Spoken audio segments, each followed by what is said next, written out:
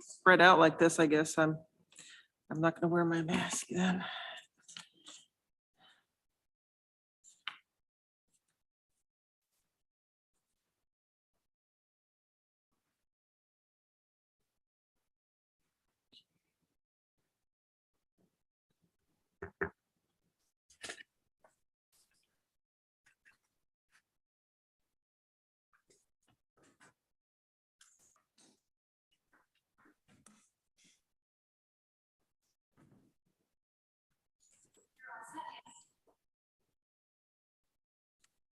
Good afternoon, everybody. I'm going to go ahead and call to order our May 23rd Planning, Development, and Environmental Quality Committee. And in the chamber here, we have legislator Randy Brown and our clerk, Brittany Gripe. And we have a couple of members that asked to be excused, Deborah Dawson and Henry Granison. So, and Amy's here from administration, Barb from materials and recycling. Okay, and Katie Bargella from planning. Brittany, do we have any public comment that you know of? We do not. Okay. Any proposed changes to the agenda that anybody has? All righty, moving right along. Why don't we get to the minutes approval? We have the minutes from April 25th, 2022. Can I have somebody move those? Greg moves them. Randy second. You guys are going to get pretty busy moving and seconding things. And so we're going to do a roll call vote. Greg? Yes. Randy? Yes. And I'm a yes. I forgot to ask for any additions. Are we okay with that? Okay. All right. So that's unanimous approval for the minutes. And chair's report. I have a couple of things. I just wanted people to note, Brittany has put the times now on the agenda. So we're hoping that this is going to give members of the committee, members of our staff, members of the public, and also the liaison boards or whoever else might be coming to speak or to listen to things, that will give them more of an idea when things are going to happen. And also because we have a lot of departments and other agencies that report to this committee that will help us keep on track. So next, I just wanted to bring up a topic to also help us with all of those things that I just said, plus with increased transparency to the community. I wanted to bring up the topic of asking people or requiring that for this committee, for PDEQ, because again, we have so many agencies and departments that report to us, what folks thought about requiring that everybody has to submit all their agenda materials the week before to make sure it's on the agenda. Just wondering. So I want to open that up for discussion. Anybody can chime in. Greg? Yeah, and no, thanks for bringing this up. I think this is really helpful. I think to your point earlier about increased transparency, and it's just, the materials that we get in this committee, they're pretty extensive, but they're also have great information and a great resource. And losing that opportunity or not having that opportunity for the public to view them or for them to be part of the agenda packet, I think is really important. And I also think it helps us as legislators and staff be able to have as robust conversations as possible, and be able to sort of dig a little bit deeper and get into the meat of certain topics rather than sort of skim past. So I fully support your direction here and think this would be great. And hopefully everybody can get on board with that, because I do think it will make for a more productive meeting and more efficient meeting, and also greater distribution of knowledge throughout the community. Thanks, Greg. Any other comments? Yeah, I agree with that. Rick, can you use your mic? Yeah. I agree with that. Having them ahead of time gives a chance to read through that and then actually do a little research if you want to. Whereas if you get it right at the meeting, it's very difficult to ask any good questions. So I'm glad we do it. Okay. Amy, I saw you shaking your head. Did you want to say anything else? No, agree. I agree. I think it tends to be the rule that we attempt with at least the departments that it's 1 week prior. Unless there's something that, would mean that we have to hit this meeting or have a special legislature meeting. And you guys have always been welcome and accommodating if needed, just based on timing of things that may come up that we don't anticipate. Right. I anticipate, having this as our rule, but, if there's extenuating circumstances where something urgently came up or something needed to, there was something else that, really someone couldn't get the materials ready, we want to be flexible in that way, but we just really wanted to make sure, as Greg was saying, and Randy, it gives the committee members to have it and the public and staff, everybody, all the material is in one place ahead of time, so you can see it rather than getting an email the day before or the day of, here's some more material. And also sometimes with the PDEC agendas, there's been times, at least for me, where it's taken 2 hours to read through all the material. So, and then if you miss an email of something else that came in or at last minute, I know I have another job that I do, as a lot of other people do. You don't always have time to see something if it comes in the last day or two. So we're going to try this then, and we'll keep an eye on it and see how it goes. And I also wanted to, I'm not asking Katie to get on the screen right now, but I just wanted to put a shout out that Katie Borgella from the planning department asked her staff for some feedback on how we could make the meetings more efficient and more informative and useful for her department. So thank you, Katie. Did you have anything else you wanted to say, Katie or Barb, on this topic? You guys are pretty good about getting your information in ahead of time. Yeah, I just wanted to say thank you for asking our staff. They appreciated having their input taken into consideration. So we appreciate that. Yes, we do this all the time because F&I required it. And that's who we served for years. So. Okay, great. Let's see. Next, we'll go to County Administrator, and Amy Hendricks is here from Administration. Do you have any report for us today, Amy? I do not have a report for this committee today, so we are moving ahead on this schedule. Okay, great. And as far as I'm concerned, I appreciate Lisa Holmes sent an email that's saying that she wasn't going to be here. As far as I'm concerned, as long as one of you are here, I don't need to get an email. Just, but I know you report to a lot of committees, so you might just do it automatically. I'm not saying you're all interchangeable and the same, but we appreciate somebody being here from Administration. Well, thanks, Annie. And this will be my last PDEC committee meeting. So I just want to say thank you for all your leadership.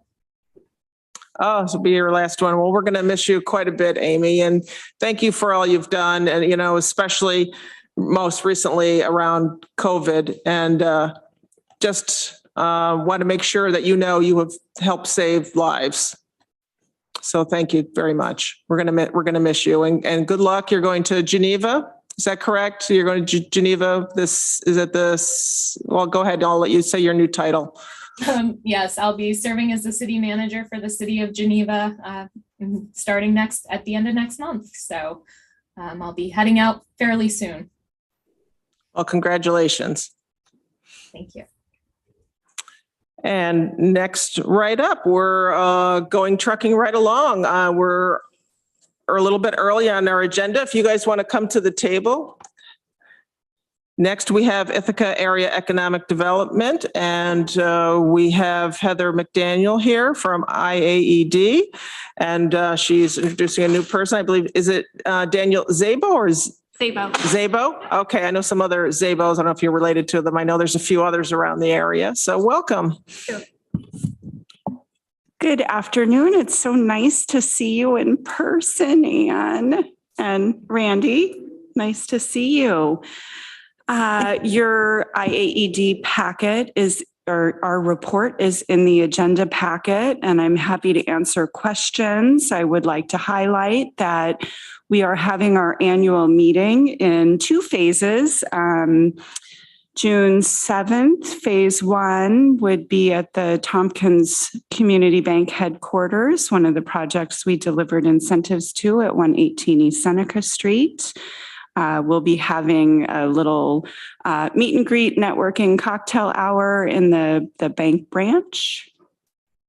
And RSVPs are being accepted via, you can email me if you haven't received it yet. I saw that, and yeah. And then the second one will be at the Ithaca Airport. We've long been conjoined with the airport and supported the airport in many projects over the years. So we'll be doing a lunchtime meeting at the airport on June 9th at noon.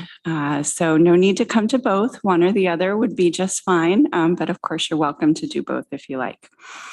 And I want to introduce Danielle Szabo, who's our new Director of Workforce Innovation. She comes to us most recently as the Interim Director of the County Economic Development Agency.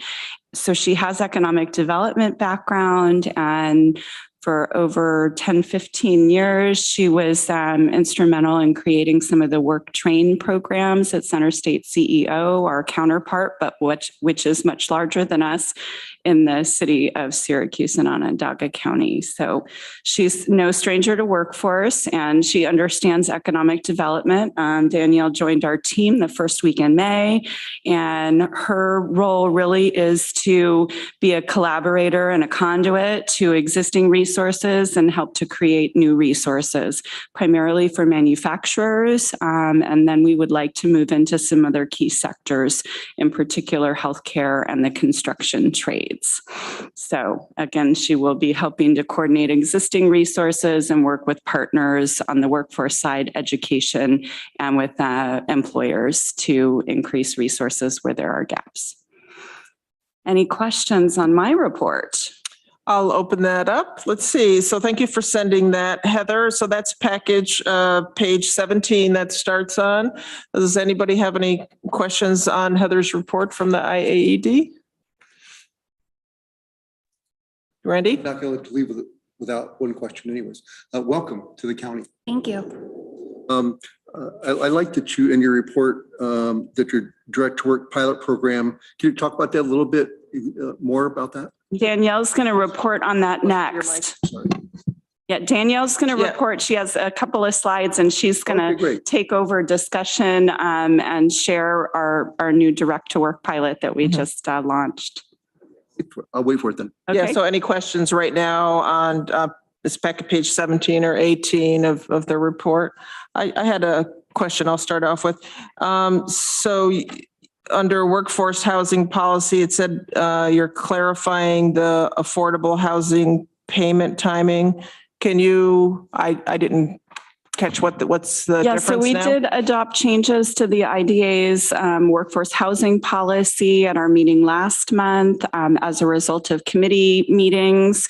And prior, the policy required that for any project that is coming to the IDA for incentives that has any type of residential housing, that they need to pay a fee into the county's housing development fund or create 20% of the units on site as affordable units. So this is really a way of increasing access to more affordable housing in the community, and the IDA is helping to support that. Prior, the policy was that you had to pay the fee at time of closing. And in reality, for the couple of projects that came through over the first year of the policy, for some of them in terms of the construction financing, it was almost untenable. And they had asked to pay over the first 3 years of operation so that they could pay out of cash flow rather than borrowing or increasing their equity on the construction side. So in looking at that, we changed the policy. The fee is to be paid at closing. If they choose to pay over the first 3 years of operation, they will pay a 20% additional fee, 20% of the housing payment amount. So say that again, if they choose to pay. If they choose to pay over the first 3 years of operation, the fee is, we tack on a 20% fee. And to avoid paying that 20%, they have to pay At closing. at closing. Okay. And so for those 3 years, say they choose 3 years of operation, first 3 years of operation, is it like divided up evenly for that? No, the fee would be paid at closing. No, I meant it, so either they pay at closing or would- they pay at the 3 years of operation. So is it like split over 3 years evenly? The payment would be split over the 3 years of operation. However, the fee, the additional 20% fee would be due at closing. Okay. That's the Ithaca Area Economic Development's fee for kind of managing the what is? That's the Tompkins County IDA. This is the Tompkins County IDA, which IAED provides administrative services for. Right. So essentially what we've done is said you will pay any project that has residential housing, you will pay $5,000 per unit into this community housing development fund. So we're having the funds go directly to the county's Community Housing Development Fund, which has about a 13-year track record now of directly supporting affordable housing units. So it's not a fee for services, it's an additional fee that supports affordable housing. Oh, great. Thank you. Yeah.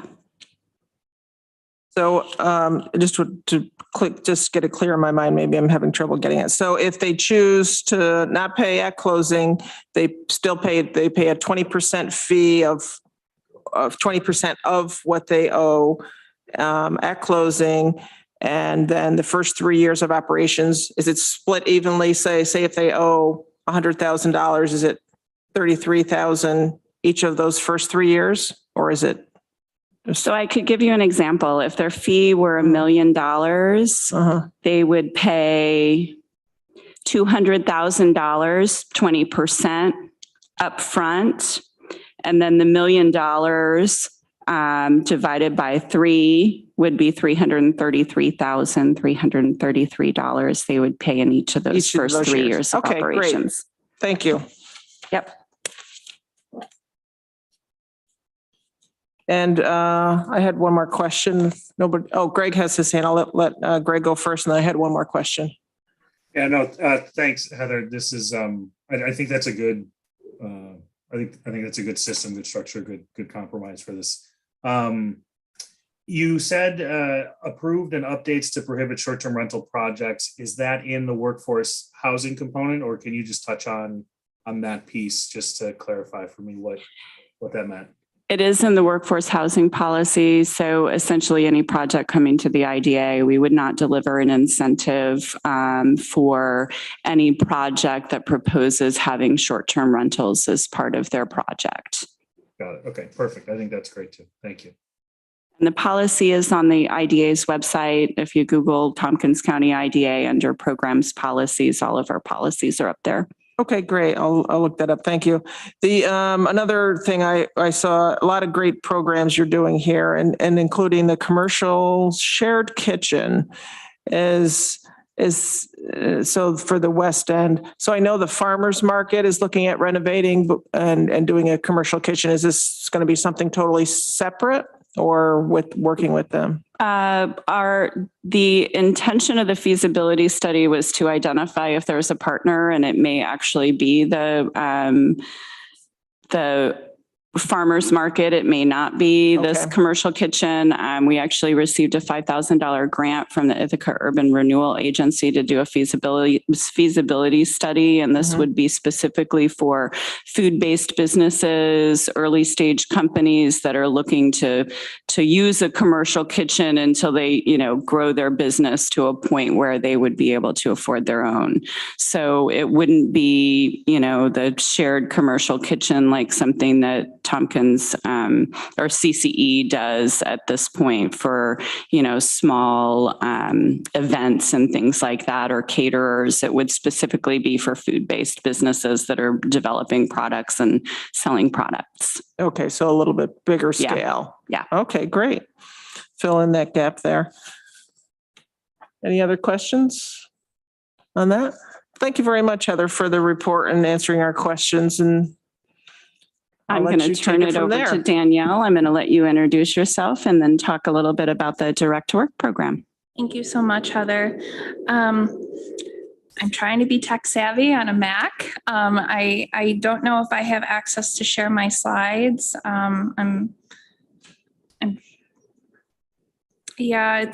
I don't want to hold up the Okay. meeting. I'm so sorry. No, well, about that. we're ahead of time, so we're doing good. As they kind of help me out with my technical difficulties. Share screen, This one? whichever one Oh, you're, so you push the share screen button down at the bottom of your Zoom, right? yes, I did. Okay, so whichever one of these you want to share.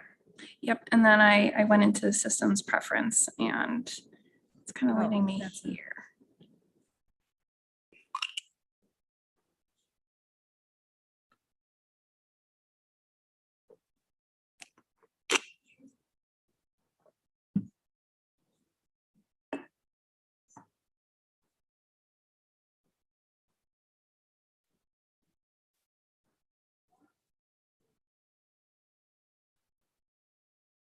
Shows you on the screen anyways. Lock on it. I can't see anything, so I'm going to help. So You I, might be able to go to preferences and go to Zoom. Let's try it again. here. For those on Zoom, we're trying to get up Danielle's presentation, so please bear with us. And the nice thing about having the Zoom packet in advance, or the packet in advance with the slides in it, is we can see it if we can't get the technology to work. It is in the packet. It Right. is in the packet and it starts on page 20. Right, We've got Rob. yeah, Rob's here. some of the print was a little small, so I'm hoping you can Okay. get it up here, but Thank you, Rob. I do not. This has been a 101 learning session for me as well too. So just to kind of add on to Heather's very nice introduction, prior to coming to IAED, I was the interim executive director and economic development specialist at Cuga Economic Development Agency in Cuga County, where I managed both the county and city IDAs, as well as both of the county and city revolving loan programs, and also worked with both the county and the city planning departments to do one-off initiatives in Cuga County.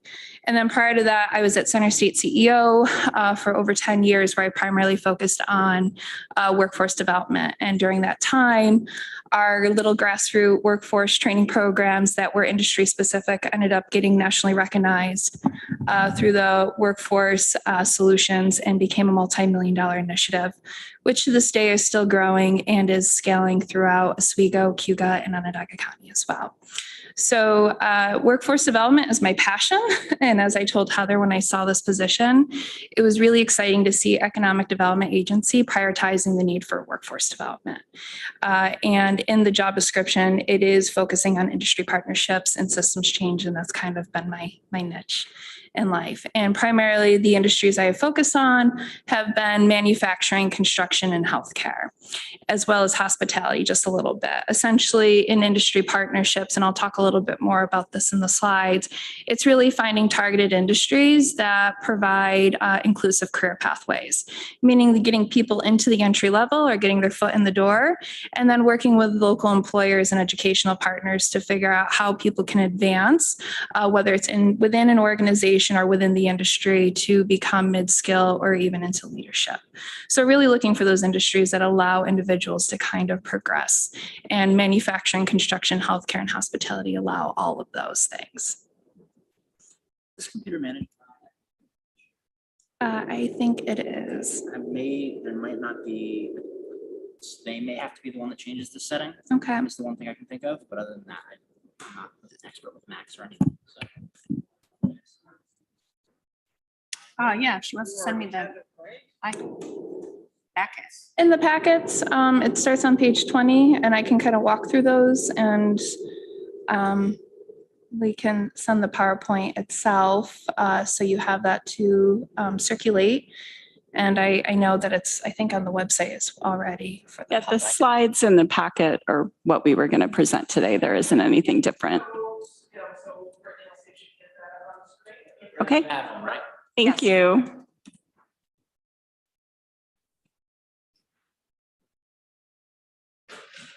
Technology, it's a love-hate relationship for everyone. Mhm. She came back to work day 2 after we told her she was going to have a Mac. Oh, and Macs are different than, I've always worked on a PC. I've been Me an too. avid Apple user, but Macs are, to me, are a little backwards in the controls and everything, but that's yeah, I wouldn't know where to begin on a Mac.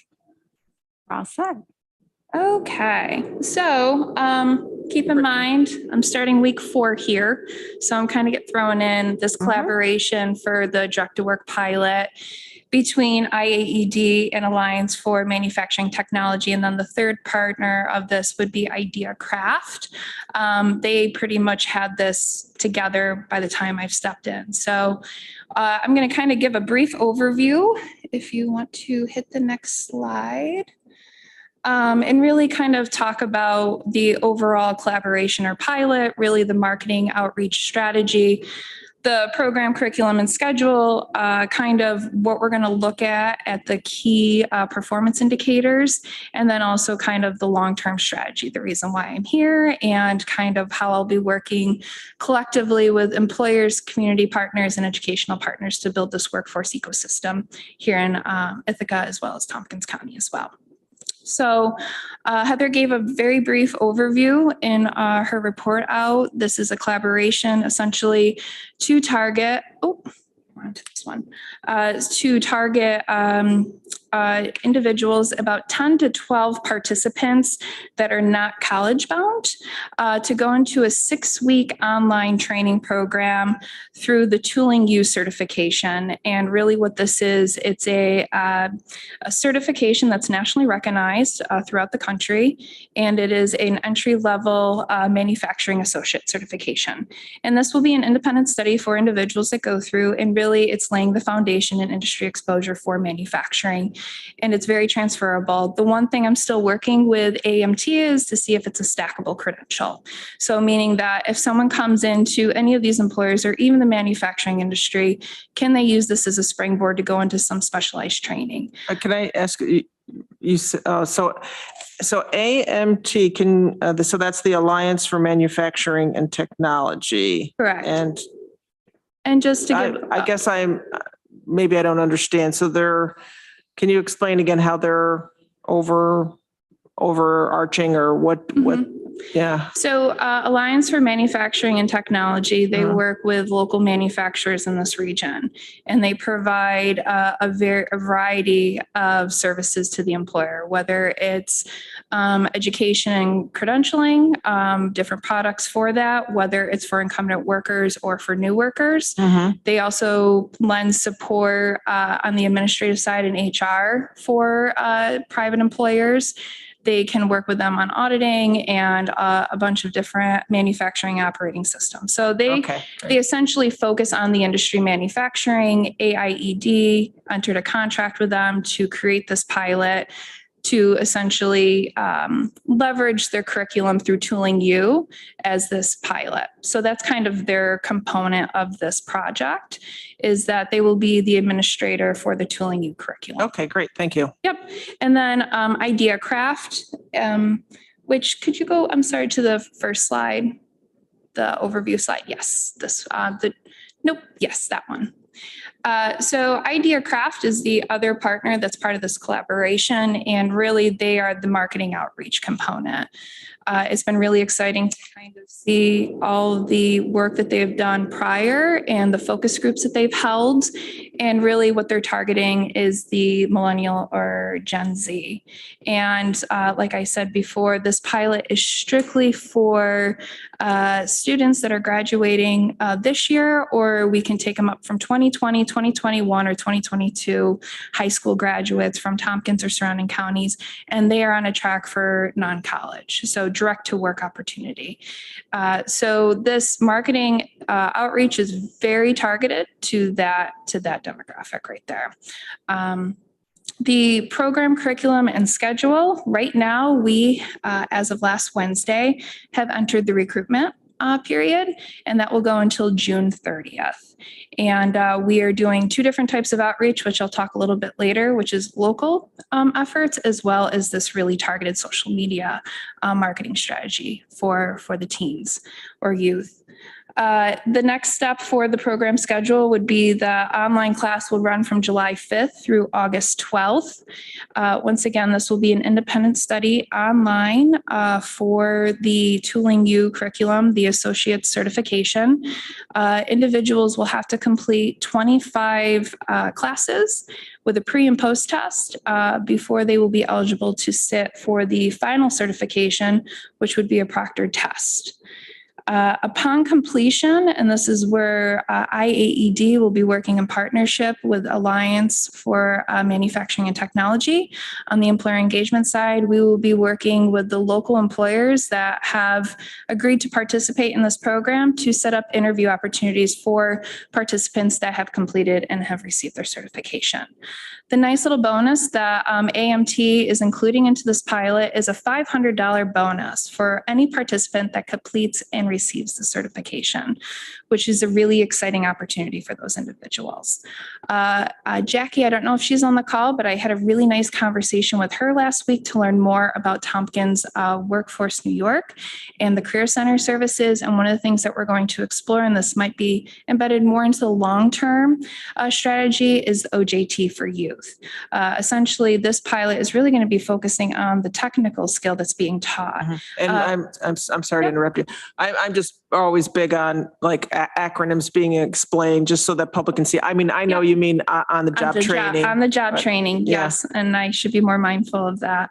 In this world, we love our acronyms. Mm-hmm. We do. Here too, yes. Yes. So on the job training, and really it's being able to have employers create a platform for the individuals that are transitioning out of this program to apply the technical skill that they're learning through the Tooling U curriculum.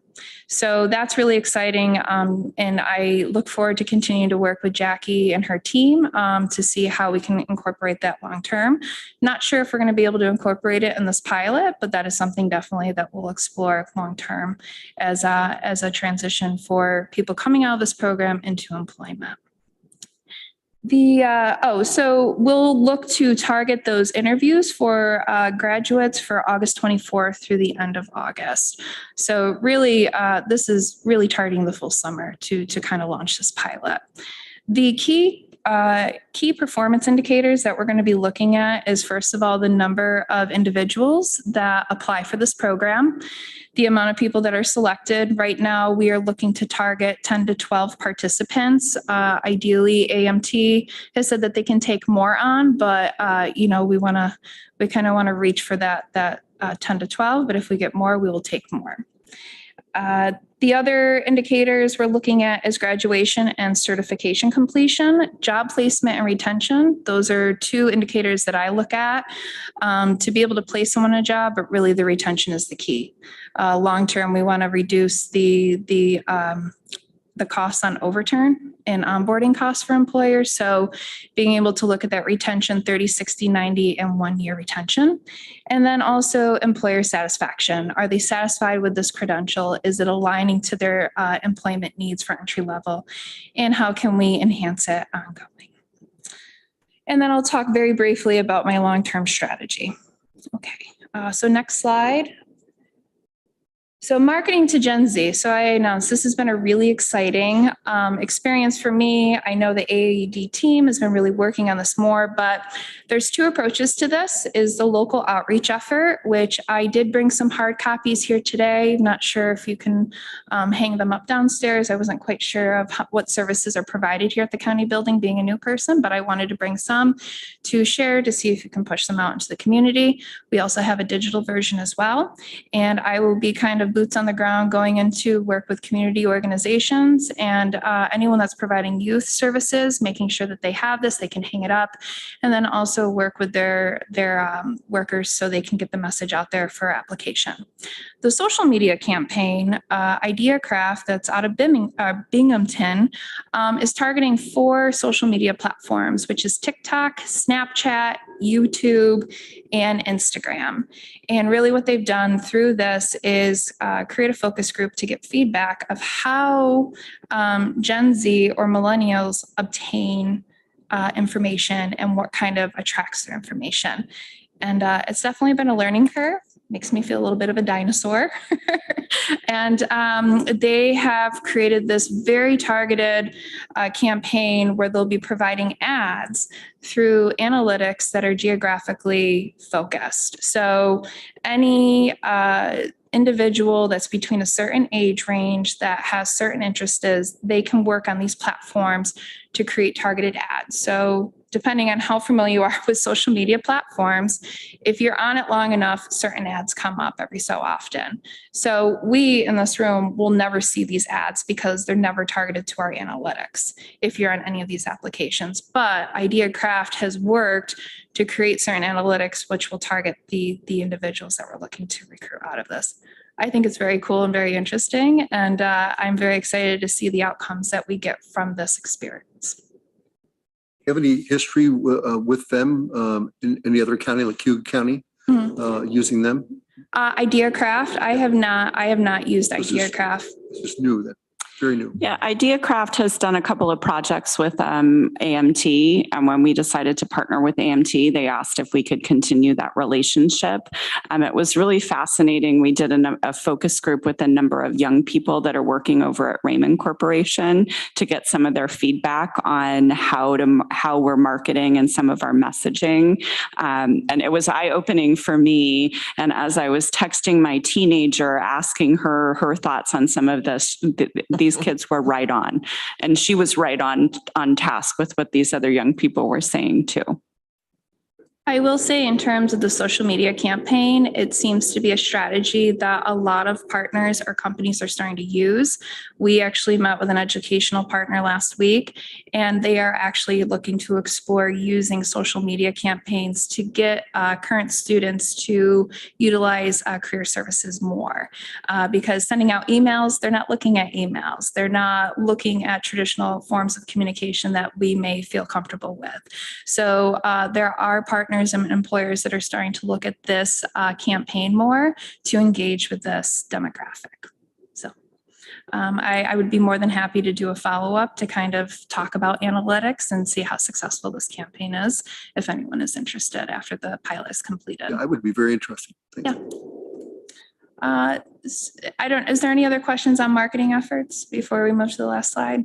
I had one question. I mean, this, I guess, is old school and talk about dinosaur techniques. But so one of the things that I often do is this, I guess, would be more geared towards probably the parents, but almost all of our smaller municipalities have newsletters.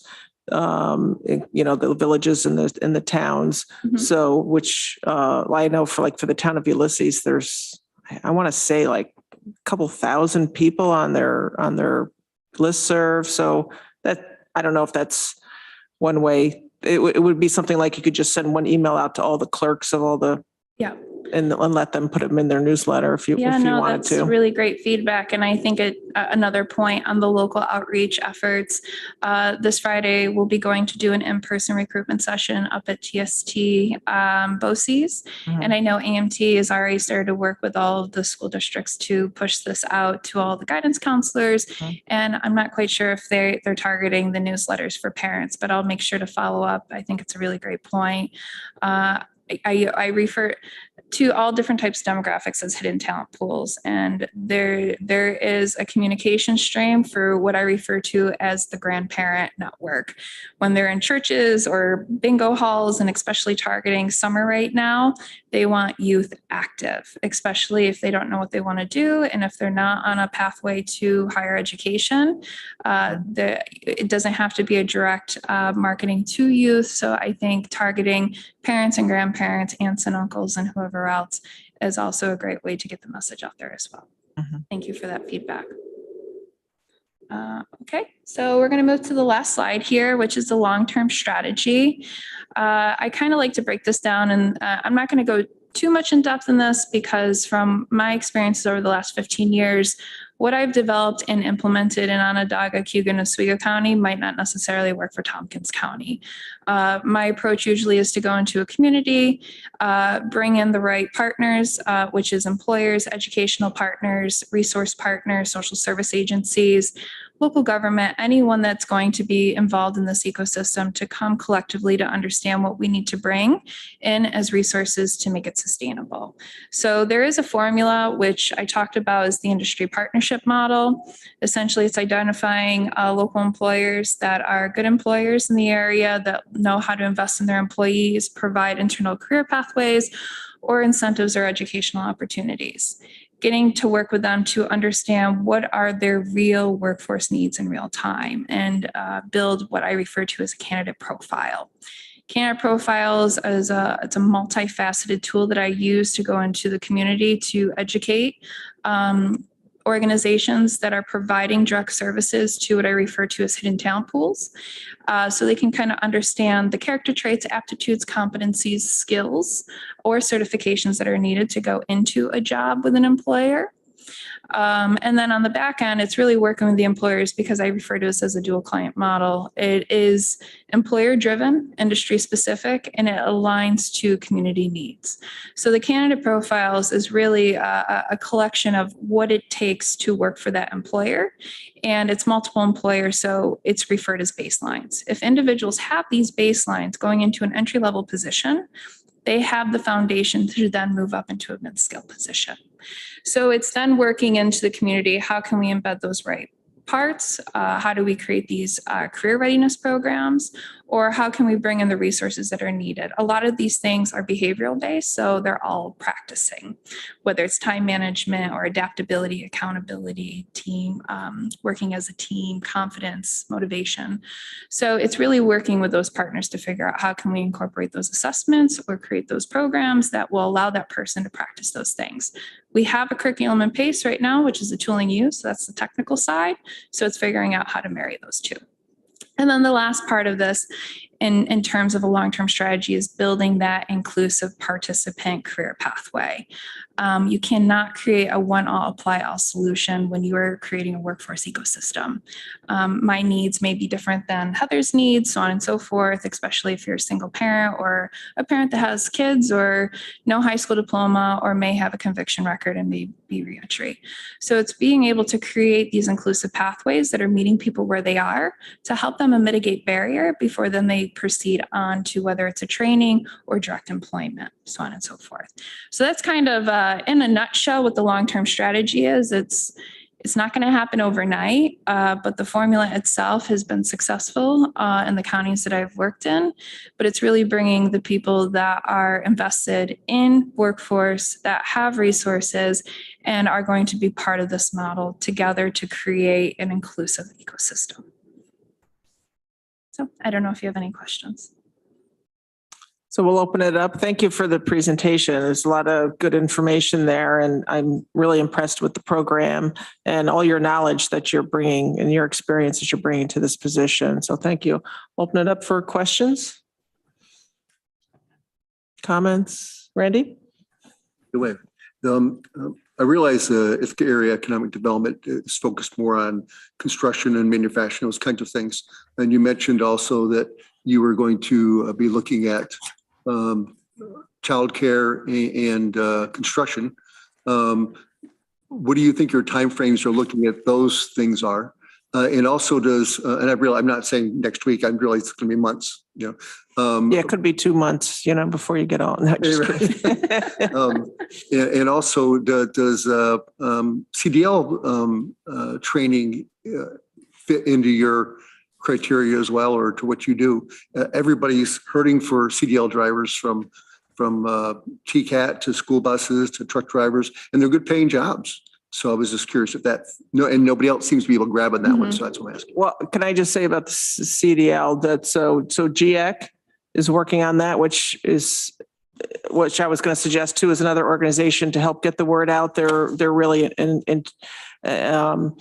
they're really connected to diverse populations around the community. If you want to reach out, they've been talking about revamping. They had a CDL program before, and they're talking about it. And then also through our airport, we're looking at that too. So you can go ahead and answer the question, but I just want to give you some background on that. So there are some organizations, because we have school drivers,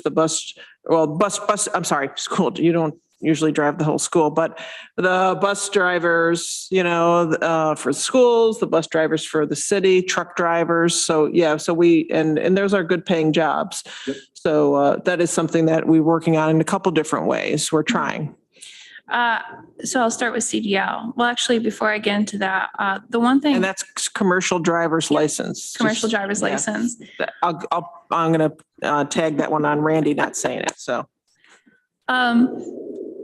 Also, so in my role, I'm not here to reinvent the wheel or duplicate services. It's really to be an inventory of all knowledge and understanding what resources or programs already exist in the community and figuring out how can I lend support, whether it's a recruitment pathway into those programs or figuring out how can I create a pathway for the employer engagement on the back end? How can I get employers connected to these programs and have them understand the credentialing that's coming out of it and what the individual is able to apply when they get out of those programs. So just kind of from a theory side of things, I'm here to kind of put the puzzle pieces together. And this is why I think workforce development, economic development is so important, because when you are doing economic development, you're working with existing businesses already in the community, and everyone's having issues trying to find people or access to skilled labor. Also, on the other side of economic development is you can't do attraction strategies unless you have access to skilled labor. People are not going to come here. Businesses aren't going to come here. Businesses aren't going to stay here.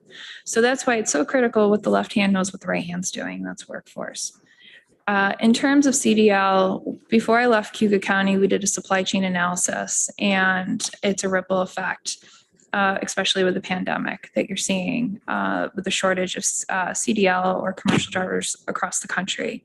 And it's impacted manufacturing. It's impacted, there's been a huge disruption in supply chain. So really, there is a need. The first week on the job, I did a site visit with an employer that's doing an in-house CDL training. Once again, there may be changes with the state that is going to require them not to be able to do that anymore. So it is on my radar to figure out how can I support existing programs and how can I get employers tapped into that. But then also, I think the unique part as being a community intermediary or a neutral convener through IAED is how can we bring grant dollars or funding into the community to help partners to be able to develop a CDL training if there's a need for it, or for an employer as well. I know this is a priority for the governor's budget right now, that they are, I think, allocating $375 million to workforce. But how that's going to be flushed out is to be continued. But I know right now, even on the state level, they are prioritizing a lot of money into workforce. So I will be definitely tapping and working with partners to do that. In terms of timeline, manufacturing, I would say construction and trades are parallel right now.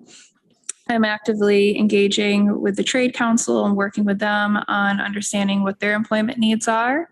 as well as figuring out how we can create programming for them. But this pilot for manufacturing is priority. Healthcare is another one. Healthcare as an industry has had a unique turn with the pandemic.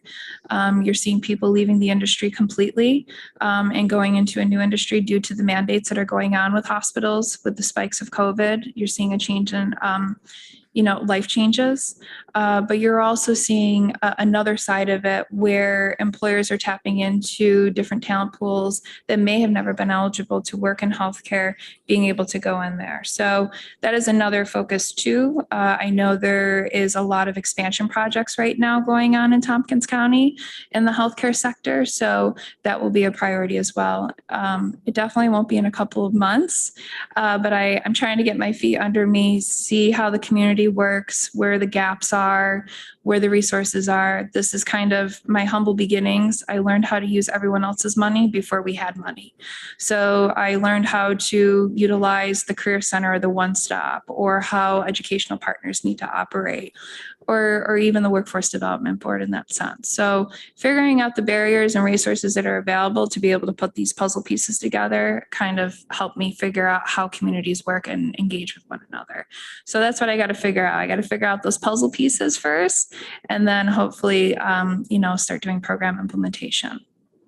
Well, thank you for letting us put you on the spot with these questions, especially since you're really very new. Greg, you had your hand up? Yeah, I just wanted to say thank you. This is super exciting to have somebody doing your type of work and with your expertise, and really thank you for finding this role, and we look forward to seeing all the wonderful impact that you'll make. And I think that this is a great first introduction, so really appreciate it, and looking forward to all that you'll be able to do in the role. And please do not hesitate to let us know how we can be helpful and supportive to you and the work that you're planning to do. Thank you for that warm welcome. I do have local roots. My husband's from Trumansburg, so no stranger to this area. Long-term, goal is always to migrate closer to this area. One of the things I will be doing is I will send a follow-up email to every person on the committee. I'd love to have coffee or lunch. I think it's important for you to be part of this ecosystem as well. I'd like to get your input and your perspectives and what your priorities are when it comes to workforce in this county as well. And I'd love to pick your brains too of who I should be in front of as well. So, and Greg and everyone else on the Zoom, just expect an email from me so we can have a one-on-one follow-up. Great. Thank you very much, Danielle. And Thank you very much. a couple of our members, we said before you got here, for this committee, Henry Granison and Deborah Dawson weren't able to make it today, but I'm sure they'd also be glad to sit down with you. And thank you for that offer. And we'll definitely, look forward to that. And thank you, Heather. Is there anything else from you guys today? Well, it was nice to see Randy Brown. I haven't officially congratulated you on your new position at the legislature. I have been told a couple of times that the new legislators will be contacting me to get in all things IAED and Tompkins County IDA, but I'm wondering if I should reach out directly because I haven't heard from anybody. Well, they're a little. I will. They're a little behind. I mean, there's 30. Almost 30 departments and then agencies. So they're slowly going through, and a lot of them do have jobs. I think Veronica Pillar was the one that's mostly coordinating. Is that correct? Really busy now. She's real busy. Right. Or maybe, do you want to? Yeah, I'll be glad.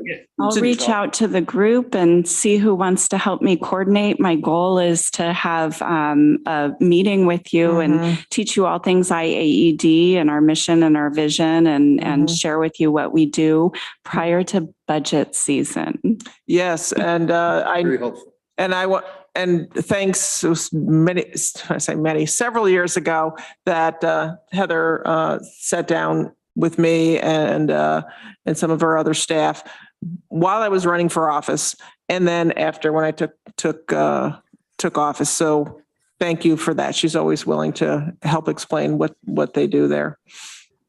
Thank you so much for the time today. Thank you. so much.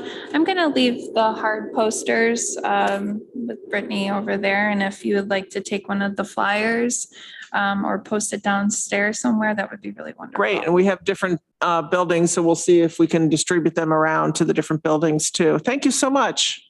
Thanks for coming. Okay, we'll move right over to, we have Barb Ekstrom from Recycling and Materials Management Department. Hi, Barb. Hello, it's nice to see everybody. I'm here with something that's pretty straightforward. In your packet is a brief summary of what we do in terms of the transportation of leachate from the closed landfills. As I explained in the summary, we've been doing this for a long time, but leachate doesn't go away. It's still something that we can't discharge and has toxic components. We have two old landfills, Caswell landfill in the town of Dryden and the Hillview landfill in the town of Danby. And what this is about is every few years we issue a bid for this service, which is what we did.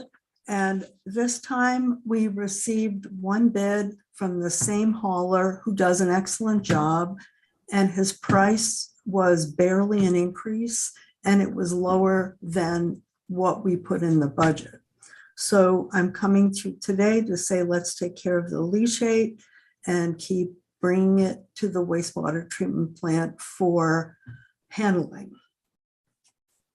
Okay, great. Why don't we go ahead and get the resolution on the floor? So this is what Barb was talking about. The information was packet page 24.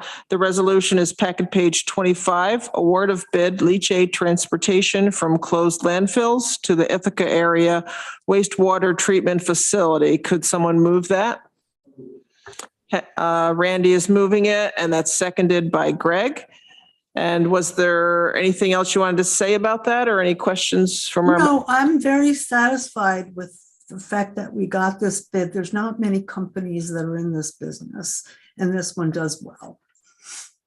Right, I noticed that it wasn't much of an increase, and it looks like extrapolating out. So thank you for putting all this information out. It looks like approximately close to $100,000 per year it winds up being for the both landfills. Yeah, I mean, you know, instead of it being 56 per 1,000 gallons, it's 57, and we budgeted 58. Okay, and you only had one bid, you Yeah, said? we only have one bid. I didn't expect more than two. Okay, Randy? Hi, Barb. Is this something that's probably going to happen for the rest of our life? It is. Well, for the rest of whose life? I mean, ours, I think so. I mean, the quality of the leachate continues to improve, but it's especially at the Hillview landfill, it's a far cry from anything that can be discharged. There were a lot of toxic chemicals that were disposed of at both landfills. And, you know, our job is to treat the leachate and also to maintain the site and the piping and the capping and everything that goes with it. You'll see in our budget this year, that is one program of the 7 programs that we have. And I'll be happy to explain anything else if you need more information. Oh, that's great. Thank you. Thank you. Move your microphone up just a little bit so we could hear you better. Thank you. Okay, let's go ahead and vote on this. Randy? Yes. Greg? Yes. And I'm a yes, so that's unanimous. And also just make note, there's a capital payment summary report starting on page 27, it's page 27 and 28. Any questions on that for Barb while she's here?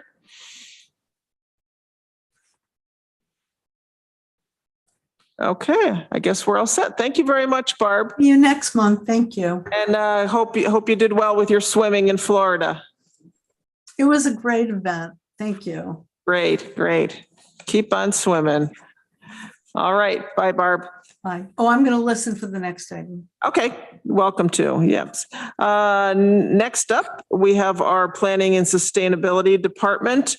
And we have an update on the Tompkins County Resiliency and Recovery Plan.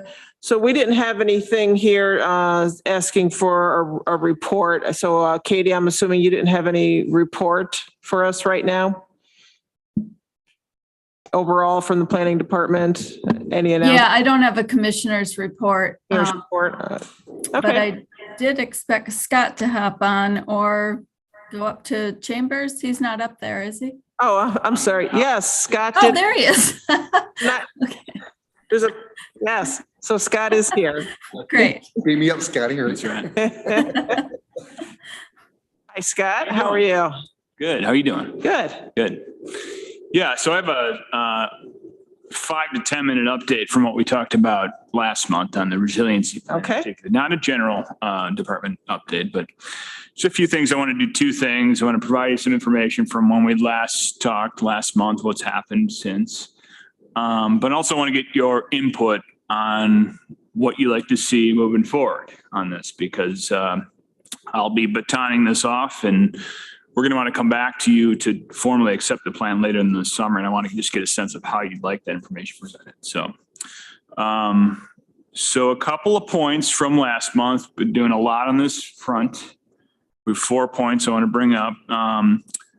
One, last week, pretty positive public meeting we had on this discussion. I really appreciate board members' attendance in that.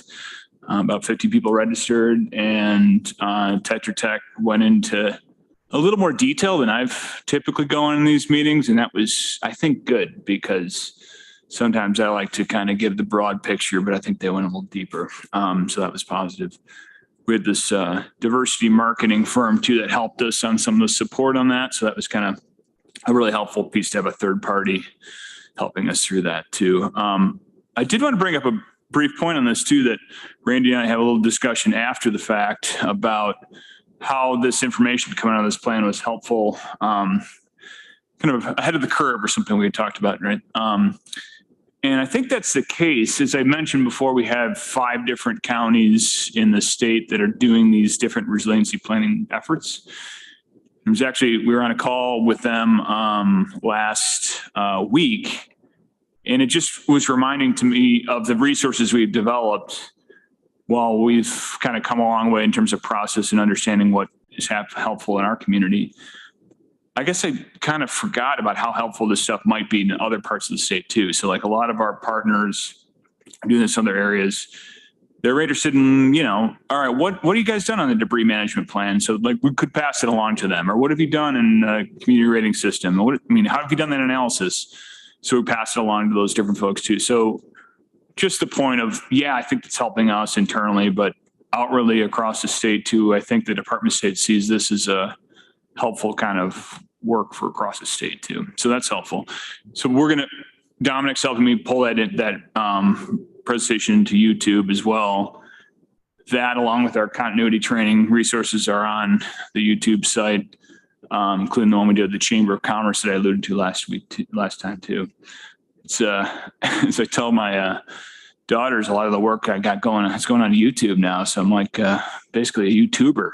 It's not quite as exciting as the thing that they talk about, but some sort of influencer, right? Resiliency influencer. I don't know.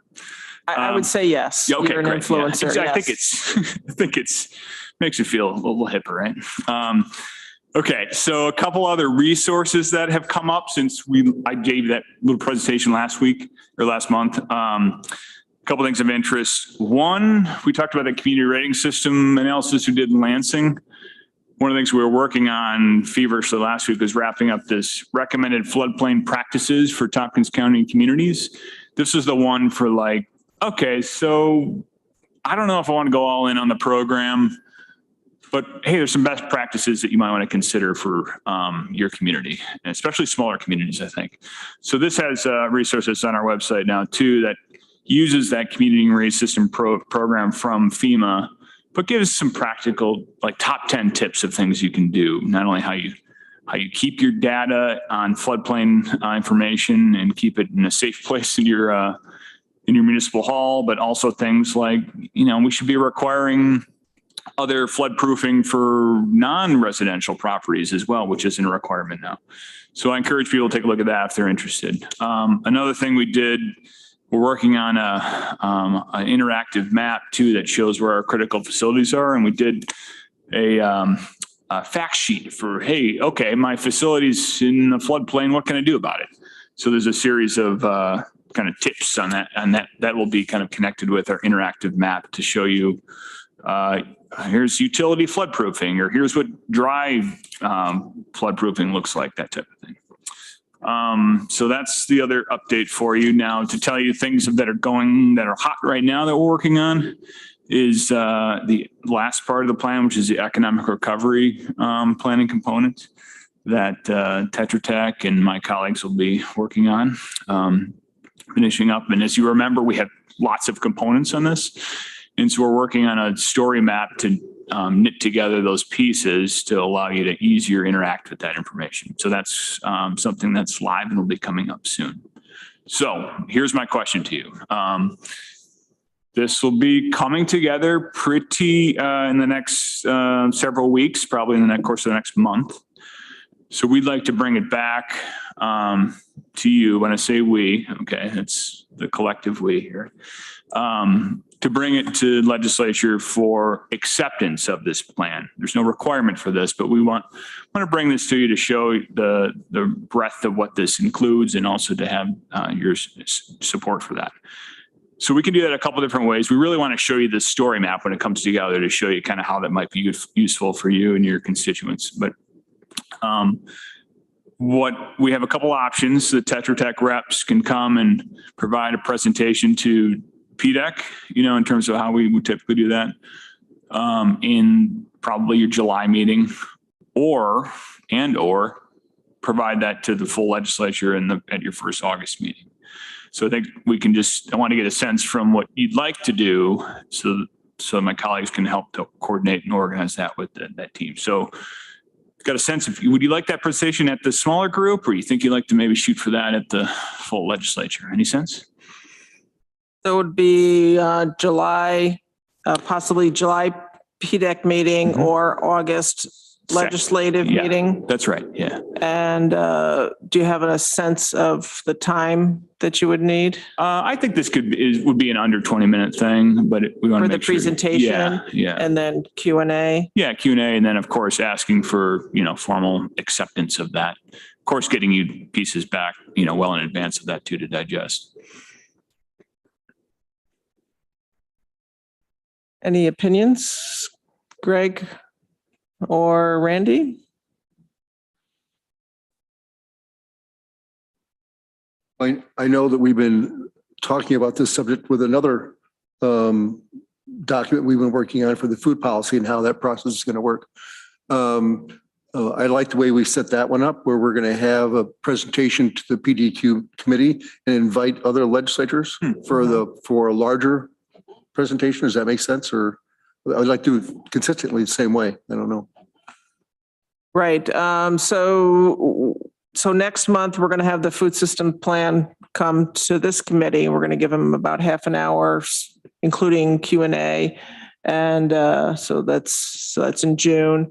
And we're going to invite all legislators to come to that, so that they can do either a really quick presentation at a legislative meeting, or just open it up for Q&A. So I guess the final thing, it's okay with me either way. I guess I would just check with our leadership, with Deborah and Shauna, to see what they would prefer. But if, I think there's advantages to both, to making sure you have all the legislators there, but but this is a totally internal project, so maybe they'll think differently, but I'm okay with either way, taking their lead on this. I think it's valuable, a very valuable process and document you're going through. It's really a planning document for planning for what inevitable things that may happen. So I think it's important for all the legislatures to get a feeling for it. I and other people attended the presentation that was done. And about the hour and a half went pretty quick. And it was good information. I don't think you want an hour and a half for all the legislatures, but it may be also the same type of thing that once you get your final document done, again, bring it to us well in advance so we can all read it, understand it, and so we can ask questions as we go. Yeah, I know you had given Deborah, Dawson, and I, hard copies of this, and that was really helpful. I mean, to me, going through it, Deborah's not here to talk about it, but, some of the stuff that Deborah and I had talked about was, to me, this is one of the most important things that we're doing as a home inspector for many years, seeing moisture and actual water issues on properties, neighborhoods, in communities. Just to me, over the past 20 years, to see this being an increasing issue more and more. To me, again, I'll leave it up to leadership. I'd lean towards having it at the full legislature myself. Again, you're just asking for my opinion, but I'll say that because all of us legislators, the same as COVID, we have to deal with this now to be preventative. We also, if there's an emergency, if there's a slow emergency of, say, a drought, if there's a longer, quicker emergency of a fires or massive flood or some other type of incident, we all need to have boots on the ground. We all need to have information, just the same as COVID information. We didn't just have that go to HHS. We had to come to all of us. So the more I'm thinking about it, I'd lean towards, and we all need to know, as I mentioned before at another meeting, is what's then our role? Because that's something we want to learn before. We don't want to learn later and just say, okay, there's an emergency. What's our resiliency and mitigation plan? What's my role? And if nothing else, we need to know we have a role in helping our community. And not just legislators, of course, but our whole county, our different departments that are going to help with this, emergencies. I'm fine with that. I mean, if we get it to the table, it works for me. Mm-hmm. Yeah, okay. Well, I'll again connect with my colleagues a little bit more on this too, but I think, the plan to keep it coming together, it would be helpful for people to see what this is and what it's not too. I mean, it's like helping us get further down the road for this recovery front, but right. Also get a sense of what the limits are with this too. And maybe prepare for that, I think August 2nd legislature meeting, but of course we can back out and connect with leadership to make sure that works all right with them. And we'll still prepare, I'm sure, for, a report out to start that through the late July PDEC, but that seems like a good thing to shoot for. Yeah, I would go ahead and just check with leadership now, as I did with the food systems plan, as early as possible to get on the agenda. And if you're going to be on, a meeting, they could maybe tell you ahead of time whether there's going to be time for that. Okay. I'll pass it along. Great. Thanks. Can I just ask one? Sure. Sorry. Oh, sorry. I didn't see your hand up there, Katie. That's okay. Thanks. One thing that strikes me though, if you have some time to really read things over closely, I think you might have some questions on the documents. I mean, when you finally see this full plan, it's hundreds of pages. Yeah. And so I guess when you do talk to leadership, Annie, maybe if you could stress that it could be more than half an hour that's needed for between presentation and if people have a lot of questions, and whether that's best at committee or at legislature, I'm not sure. But we could also do a mini presentation at one or the other, and at either PDEC or legislature, and do the other, we could do a big presentation at PDEC and a little one at legislature as well. So just to think about that, because it's a lot of material when we finally send you the full dump of information. It's a lot. Okay, thank you.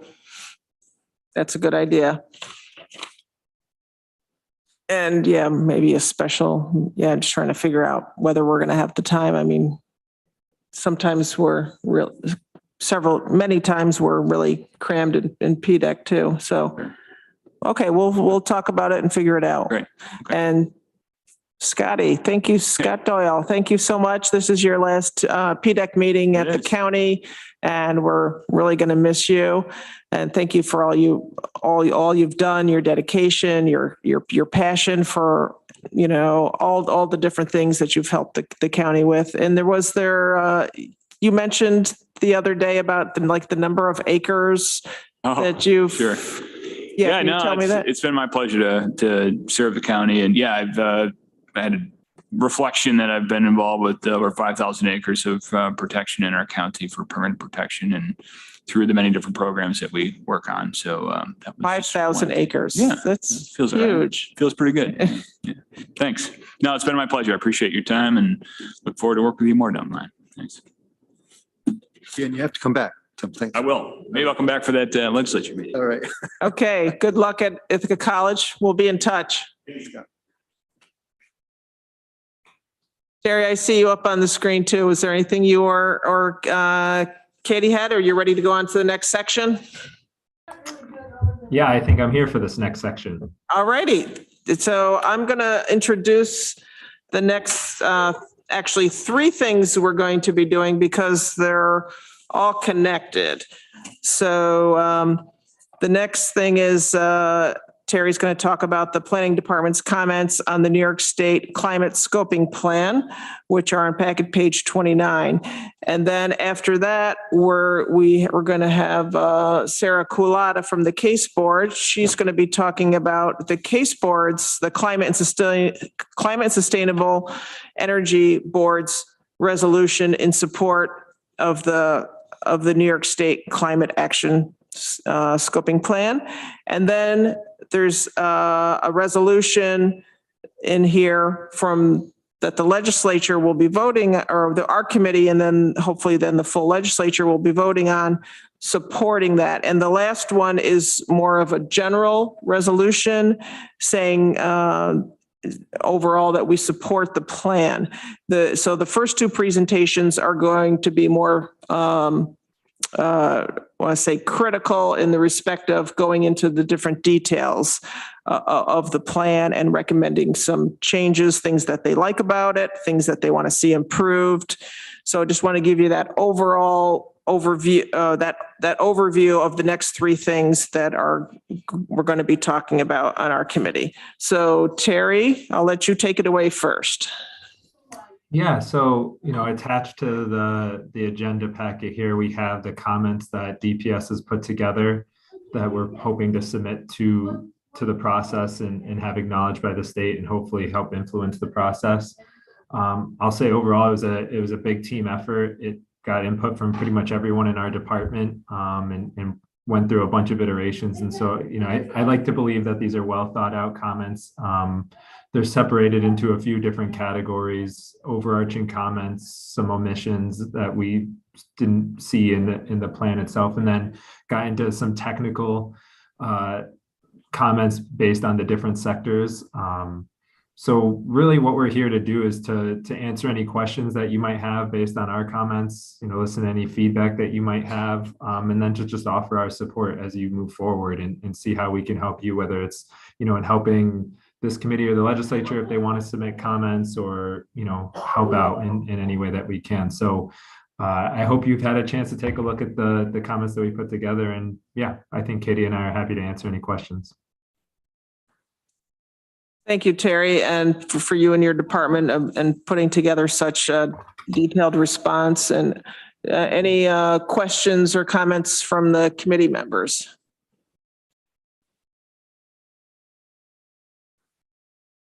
Randy? Yes, thank you. I did read through your comments and all your origin goals and your omissions and things like that. And it was very detailed. How big was the plan itself? I'm trying to remember. I think it was something like 190 pages without the appendices. So there was a lot in there. It's 327. See, I don't even plus remember. like It's a 80 blur. of appendices. It's really long. Wow. Yeah, I gathered just by reading what you wrote, so that it must have been painful. So the one of the things that I'm glad that you put in your omissions was about manufactured homes. And I think you're referring to newly made manufactured homes. And it'd be nice if there was something there about all the existing manufactured homes. I think there's 2,000 of them in Tompkins County, and there's a lot. And as you mentioned in your statement here, how inefficient those homes are, and the older ones even worse. And quite often that's the first home that people buy if that they can afford. I did. The first house I bought was a trailer at a sheriff's auction, by the way, which I fixed up and insulated. But they're really poorly made and insulated. And if you go through a lot of the towns, there's a lot of trailers that are 30, 40, 50, maybe even 60 years old. So that was my only thought. And I realize I'm not sure that fits in there, but I just wanted to mention that. And I don't know if it was in there someplace and I missed it. So thanks.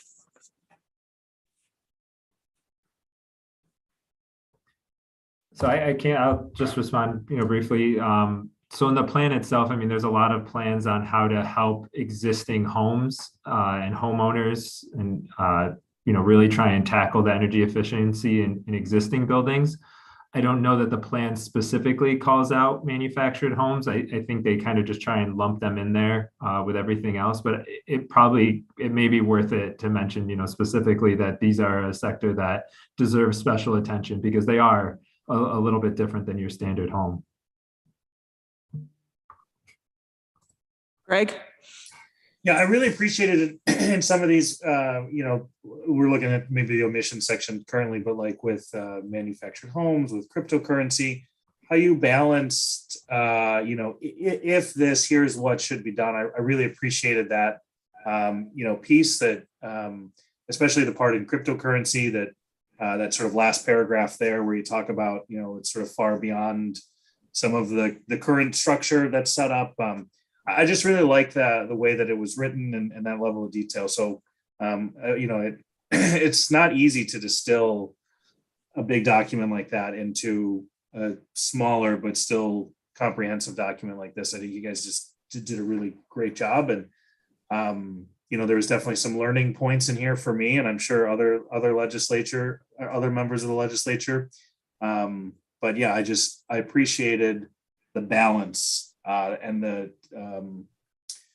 still sort of holding true to convictions and principles, but also sort of balancing that with tempering it in a way that was productive to this type of document. So I appreciate that. Yeah, thank you. I would say, just as a response to that, I think we worked hard not to make this a letter that's just attacking the state, which is kind of the easy way sometimes.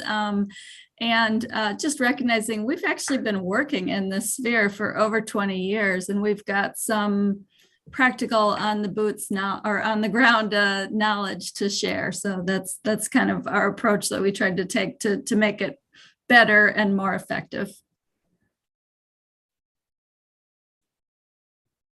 Thank you. And I'll just mention too a couple other things as people already said.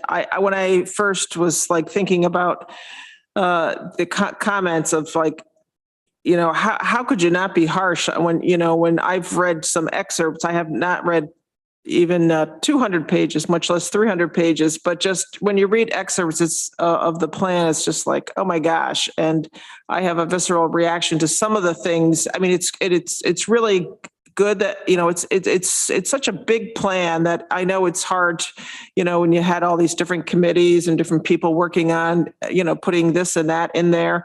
But I really was also struck with how constructive your comments were written, as we'll get into too with the case boards, because it would be very easy. I thought it was going to be like, here's another thing you missed, and you missed this. How could you miss this?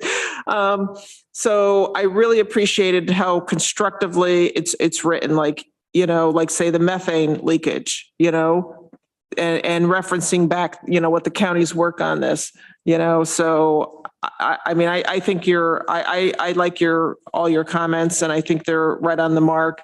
There are certain things, like Randy said, as far as mobile homes, that's a huge issue. It's really hard.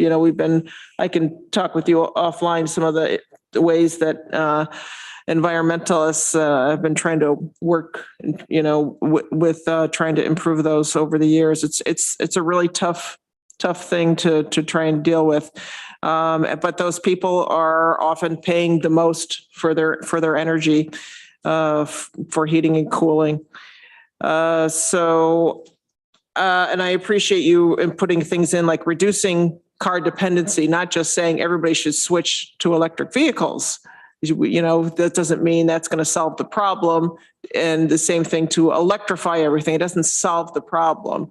There's, this is a multi-pronged approach. And I think your comments are very well thought out. Any other comments or questions from anybody?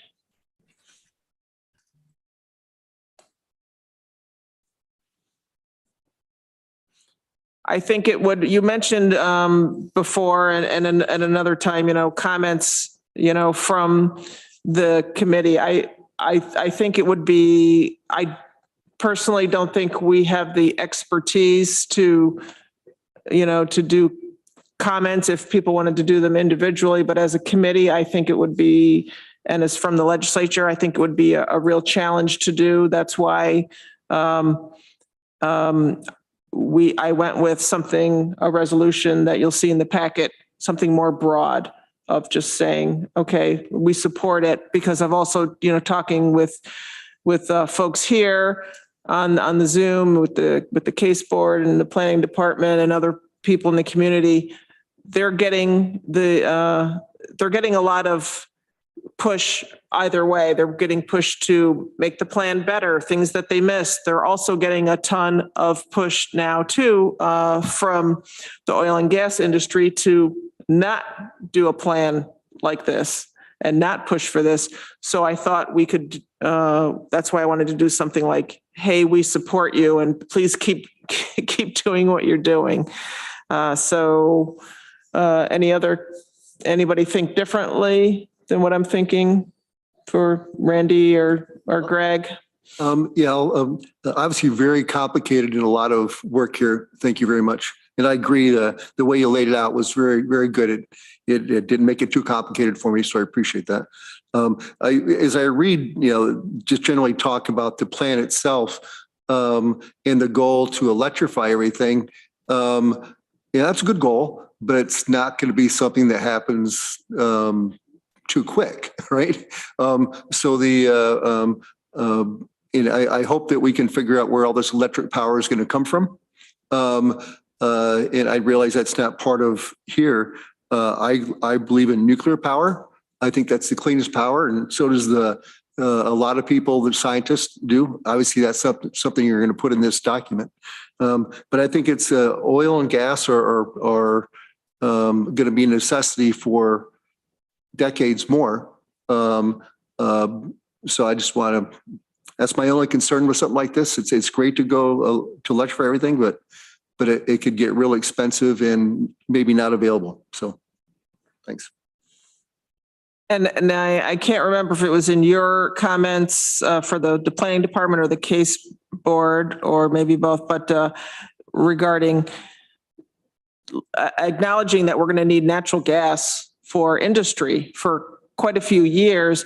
And so to me, having known that for a long time, we're going to need fossil fuels for something. So to me, to preserve and electrify as much as we can and save those fossil fuels for industry or for whatever else for future generations, so that we don't know what we're going to need them for. So I appreciate those comments in there too.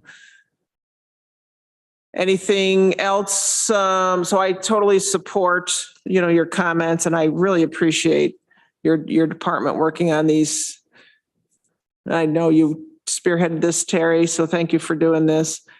Anything else before we go on to the case board's comments? No, we appreciate you taking the time to read the comments and appreciate the feedback. So thank you. Well, thank you. So we'll roll right into, so Sarah, would you like to talk a little bit about the case board, or do you want me to just open it up for questions for the comments that you guys have written up? And they also did their own resolution too that they're submitting to the state. I'll just give a little context of what our process was to develop these comments. And I really want to start with just echoing what others have said about DPS's fabulous job on being very thorough and being very clear in the communication. Today, preparing for the meeting, reading the agenda packet was my first opportunity to see them. By contrast, the case board is, a volunteer board with limited hours. So ours are not laid out quite so well, but what we did was we used the subject matter experts on our board who wanted to focus, had the time to go through the chapter that they felt they knew most about.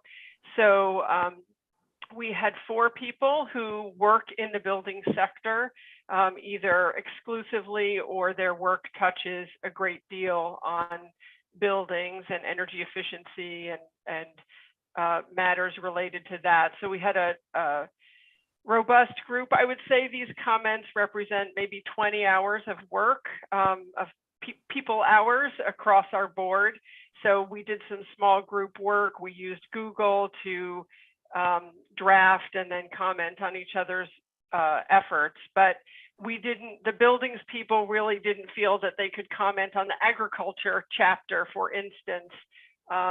So ag was one person on our board who focuses on carbon markets within the agricultural sector. The adaptation and resilience chapter those comments were developed primarily by an associate professor at Cornell, Danielle Eisman, who sits on our board, who has worked in that arena, both internationally and within the US. And then the waste chapter comments were led primarily by Brian Eden. So the overall resolution language comes from New Yorkers for Clean Power. So we didn't have the bandwidth to develop our own whereases, particularly because most of us are, we're still learning how local government functions work. For me, it was my first time to draft a resolution in this complete format. So we modified that as appropriate, and then we attached our comments as behind, which also Martha Robertson sits in on our committee, our board meetings, and I have taken her as a mentor, so she helped me come up with the general concept of doing it that way. I think that what I found especially helpful from 2 of our members, Stefan Yurka in Ag and Danielle in Adaptation and Resilience, was the ability to reference resources that New York State may or may not be aware of in terms of how other people are tackling these same issues. There's hundreds of thousands of people across the US, across New York State, working on how to do this state challenge of addressing climate change is mirrored across the world. And I know it very well since I work for a multinational corporation, Siemens. And so I think no one has all the answers, and there's not going to be one single, plan that addresses everything, even for something constrained within the boundaries of a state. So it's really about sharing ideas, sharing perspectives, listening, talking. And one thing that was gratifying to me is that when I I submitted the comments appropriately through the portal that the New York State Climate Action Council offers, and each comments on a chapter have to be submitted separately. So I did it that way. It was, I think, 5 or 6 submissions to represent everything that Case had put together, including our verbal comments at the Syracuse public hearing. But I also sent the whole package off to Basil Sagos and Doreen Harrison at DEC and NYSERDA. And I was amazed that within minutes in the case of DEC and within a day on Saturday morning, I got a response back. And it appeared to be just a personal, thank you very much for your comments. We really appreciate it. Signed Basil, signed Doreen. So I think they're listening. I think they really do want, in addition to the process that's online, where we know the comments are going to be sliced and diced and put into categories so that recommendations on a key strategy can be compared across all comments on that strategy. Also, just hearing the big picture perspective is very helpful to the people working so hard on this. So that's a little bit of background about how we did it and what the impact is that we hope to have. And I'm really just here to answer questions or take any suggestions, because we serve at your pleasure and we really do want to know what you want from us as an advisory board. Well, thank you, Sarah, for and please extend our thanks and gratitude and admiration for all the work that your board has done, and especially on all the comments and the resolution. This is, I see this as, an arm of the legislature, and so this comes directly from our county to the state. So this is very much appreciated. Any questions or comments for Sarah? Go ahead, Randy. This could be from anybody in the meeting too, could ask her questions. Hi, Sarah. On your comment on ag and forestry AF11, I have a couple of friends who are farmers. One of them is organic and does use the type of fertilizers you've mentioned, and he's struggling to get them, just to give you a heads up, as well as the other farmer who does not is also struggling to get a fertilizer, and they both almost doubled in cost at the same time. So I don't know. I mean, farmers are really struggling now with this particular issue. So I don't know how to respond. Just want to give you a heads up on that. So. Thank you. Supply chain issues are affecting everything, and I appreciate hearing specific anecdotes of how it's impacting our farmers in the county. Yeah, I've heard the cost for traditional, non-organic fertilizers and soil accoutrements are hard to find also, and the price in a lot of cases have doubled, or you just can't get them. Any other questions or comments?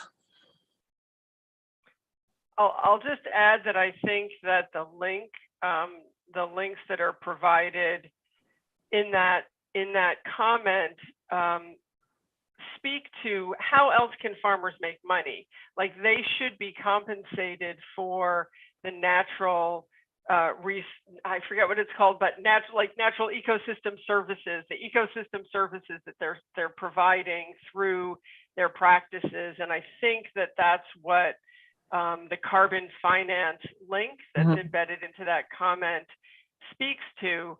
It's not easy, though. It's in part related to what DPS commented.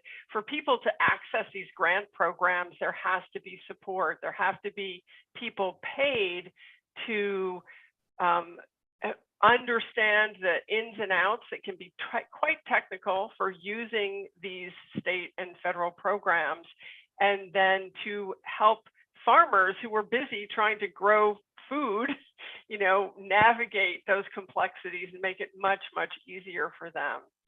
So it's kind of pointing in the right direction, but certainly not a complete solution without the greater support. Right, that's a good point, because farming is a 7-day a week, often 20-hour-a-day job. It's so intensive. It's all consuming. And so in your comments, and I also think in DPS, planning departments, talking about more assistance, and not just education, that trickles down to on the community level, and then also assistance on the community level. So you take the example of a farmer. How is a farmer, a lot of even municipalities, we either have staff or organizations hire out someone to write grants. And so how, for instance, is a farmer going to know about the grants and then apply for them? So really good points. All right, if you guys don't mind staying on in case there's any questions on our resolution. Not expecting it that you have to answer them, but so why don't we go on now to packet page 55. And this is the resolution. Tompkins County Legislature declares support for the New York State Draft Climate Action Council Scoping Plan. And I wanted, so let's first put this on the floor. Can someone move this? Greg moves it, Randy seconds it. And just to give you a little bit more background, I first want to thank a case board member, Martha Robertson, also former legislator, for helping me draft this. As Sarah said, she's really good at writing up resolutions. So thank you, Martha, I'm sure she'll watch this meeting later. So this, we tried to repeat some of the things that are in the plan and just tell them some of the things that we like, some of the overall goals, and just to be as supportive of possible. So I'll open it up for any discussion or questions.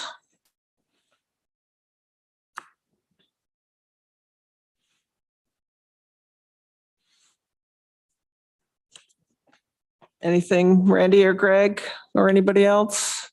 No, it's perfect like it is. Okay, is that what I hear someone wanting to say? Greg, is that what you were mumbling?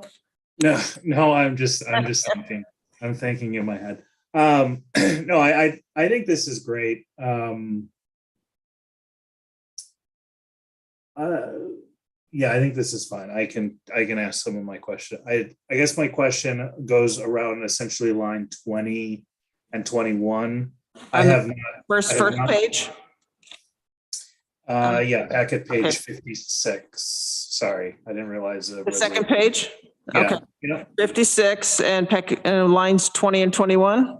Yeah, the recommendation for advanced building codes that will improve energy efficiency of new buildings. And maybe somebody can help me with the, what's in the, sorry, my office phone here. If somebody could help me, I just want to make sure that with some of the new building codes or some of the recommendations that there is a balance in the suggestive of financial support or help with the financial incentive for some of these new buildings, because it does make and it can make buildings more costly. I don't know. I don't have all the details. I have a lot of anecdotal conversation, information, firsthand experience. And so that's my only concern, because we have a supply issue in our community, and we need new buildings built, but we need new buildings built in the right way. And we need to make sure that there's financial support there to encourage buildings getting built in the right way. So that was the only thing that sort of stood out to me. And I just wanted to, hear from, either Terry or Sarah or Katie, is there balance in the building code proposal for incentive for new building that's, not just single family residential or single family home build, or, for all different types of new building construction for energy efficiency? Yeah. So one of the recommendations further on. So I guess there's two pieces of it, so the plan talks about improved building codes in a couple of different ways. First, it talks about the New York Stretch Code and encouraging municipalities to adopt the New York Stretch Code. That's something NYSERDA has already been working on for the last couple of years. The other piece of it is talking about this phased approach to moving towards all electric buildings or net zero energy ready buildings, and starting first with some of our larger commercial buildings, eventually to multifamily, and then towards the end towards single family homes. Following on those recommendations, there is a section that talks about scaling up incentives for building decarbonization. And so it does acknowledge that there is going to have to be further funding put towards this. There is a distinct emphasis on, especially this funding for low and moderate income and disadvantaged communities, acknowledging that that's going to be the hardest sector, and the hardest group to really help along this path, and that the incentives are going to have to be commensurate with that. So I think that maybe answers part of it, Greg. I will say, perhaps also somewhat anecdotally, we've been doing the BEA program, the Business Energy Advisor Program, for the last 4 or 5 years here. Right now, we see almost every building in the city of Ithaca that we're working with going with heat pumps. And it's not something that our program is even at this, at the beginning, I think a lot of it was encouraging them to look at. But since we've seen the change in the city of Ithaca's code and the enhanced incentive from the IDA, they're all doing it on their own. And so it's actually transitioned from us encouraging them to do it to just seeing them do it and seeing where else we can be helpful in it. So I think this is a situation where the price is a little bit different, but it's starting to come down. And supply chain issues notwithstanding, I think it's come down quite a bit. And what we're seeing that it is at cost parity in a lot of situations. Perhaps not entirely yet for that single family home, but I think it's getting there. And I do think that what we see in the recommendations does suggest that they're trying to bridge that gap. Sorry, go ahead, Katie. Good. Well, I would just add to what Terry said, just that those lines 20 and 21 are talking about new construction, and in new construction, it is much more closely aligned between fossil fuels and electric heat and cooling for cost. It's the retrofits that are tough, and I think the idea is that if we could start constructing new buildings with electric and don't have to go back and retrofit and have all those costs. And the other point is just that hopefully these new houses will be cheaper to run over the long haul with their energy pricing as well into the future. Yeah, do you think it would make sense to, in those lines, to sort of call out or strongly urge, the continuation of the development of incentives for, new construction and retrofits? I mean, would that further support, or do you think that that's not necessary in this? I guess I would, sort of Katie and Terry and Sarah, professional opinions, or do you think it's fine as it is? I think we've got a couple of comments in our letter that speak exactly to this, and kind of unintended consequences on affordable housing and disadvantaged populations, and just the need for funding to make this happen is hugely important. And we're finding it for new construction, and I think especially for retrofits, really. So does our resolution do enough to call out the need for additional funding, or should there be an additional section that specifically calls out that need for additional funding that further reinforces and supports the letter that you'll be sending? I mean, that's up to the legislature to decide, but I think the first couple pages of our letter speak pretty clearly as to what we think the priorities are, and funding for all aspects of this is mentioned frequently in those key upfront points that we made. Yeah, I personally think that, as Katie said, they hit that over and over again, rather than have it be unfunded mandates. It's okay, we want this, and New York State does realize, they have to put their money where their mouth is for this. So this is a little bit different, I would say, than some of the things that the state does. They realize that, do they realize how much it's going to cost? I don't think so, to really implement this well. But I think that when you get into the specifics, I left that, I felt that the case board and the planning department hit those parts really, really well over and over again, that they need to then provide the funding, as much as possible. But if you want to make an amendment, or you could think about it, it could be made at the legislative meeting when we bring this up again, if it passes today, Greg. Yeah, no, I kind of want to, I'll sit with it a little bit more. I just wanted to sort of raise those questions and have that discussion, because I know your letter definitely addressed the funding pieces. I just want to make sure that, sort of our call to action from the legislature and the resolution is also as positioned as strongly as your letter. So that's really what I'm seeking. Sarah, did you have?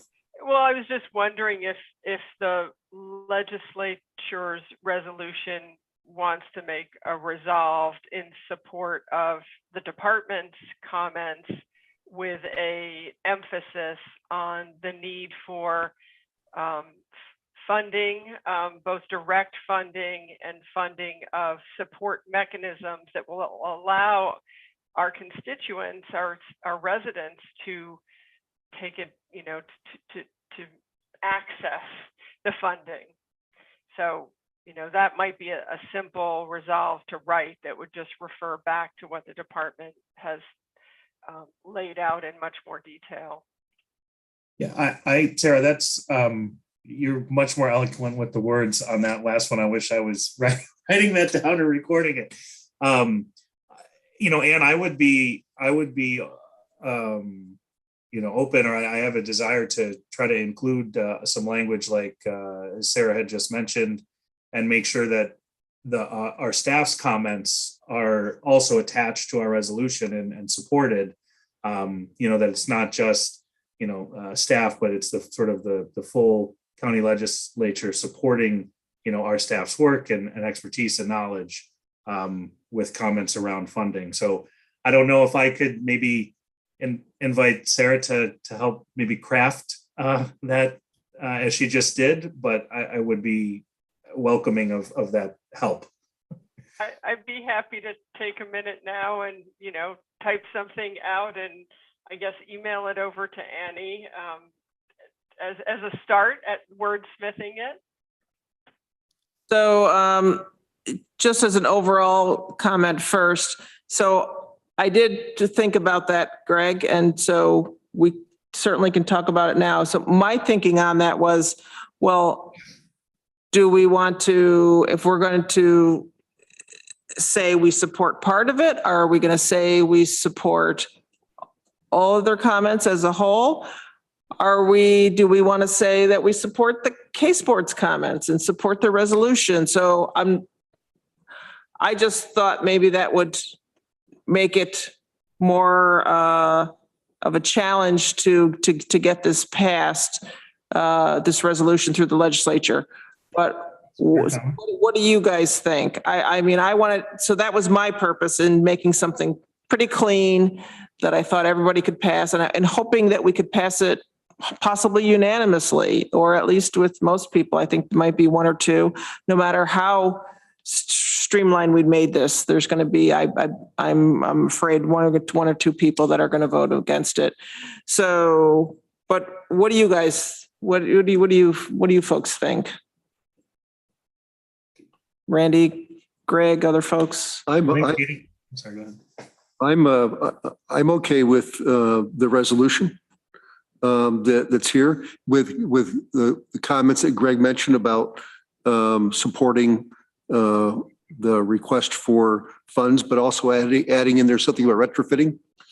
So if that fits in there somewhere, but if it doesn't fit that, I'm fine with that too.